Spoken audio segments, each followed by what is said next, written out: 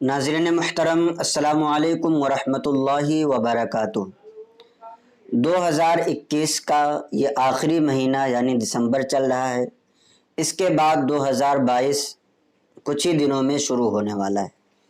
अब लोगों के सवालात ये आने लगे हैं कि नए साल की मुबारकबाद देना ये कैसा है, क्या हम हैप्पी न्यू ईयर कह सकते हैं या नहीं कह सकते हैं, इस बारे में शरई रहनुमाई फरमाएं। बहुत सारे लोग इसको बिदात कहते हैं, खुराफात कहते हैं और इसको नाजायज़ वगैरह भी कहते हैं।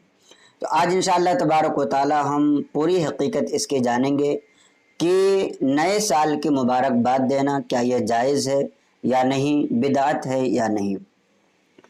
तो एक ही जुमले में आप इस बात को समझें कि नए साल की मुबारकबाद देना, उसमें खैर व बरकत की दुआ हो, ज़िंदगी के लम्हात सुकून के साथ गुज़रें, ज़िंदगी में अच्छे कामों के लिए दुआ करें, तो ये जो है मुबाह काम है और ये जायज़ काम है।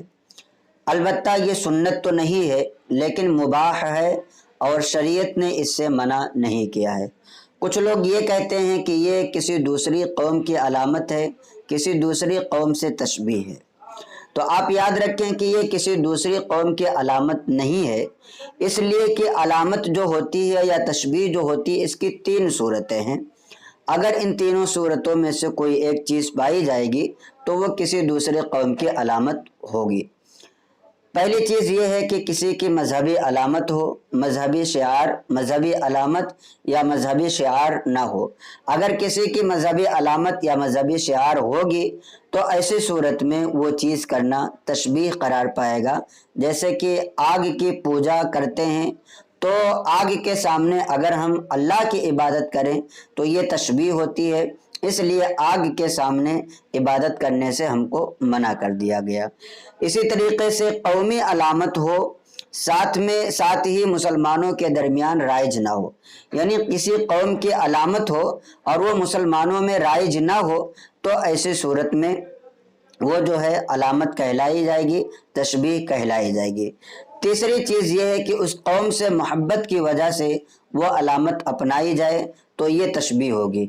अब अगर ये कोई कहे कि ये जो हम नए साल की मुबारकबाद देते हैं वो इसलिए देते हैं कि ये नया साल जो है अंग्रेज़ों ने बनाया है और अंग्रेज़ों के नए साल के आने की वजह से हम जो है इस पर मुबारकबाद देते हैं, तो ये गलत फहमी है।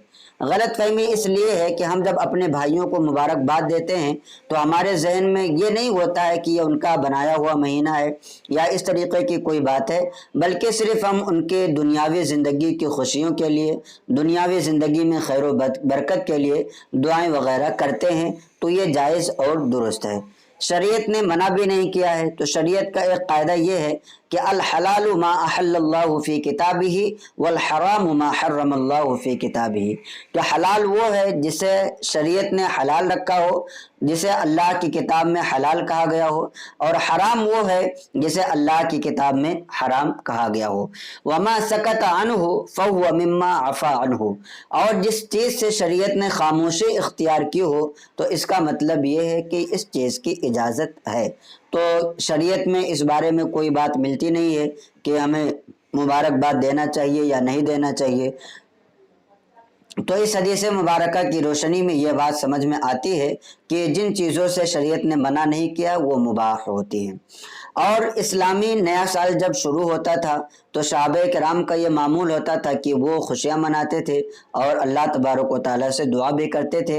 एक हदीस मुबारका मैं आपको सुना देता हूँ कि सहाबा जब नया साल या नया महीना शुरू होता तो ये दुआ पढ़ा करते थे, अल्लाहुम्मा अदखिलहु अलैना बिल अमनी वल ईमान वस्सलामती वल इस्लाम, जिसका मतलब ये है कि ऐ अल्लाह हमारे लिए इस साल को या इस महीने को अमन अमान वाला, सलामती वाला बना दे।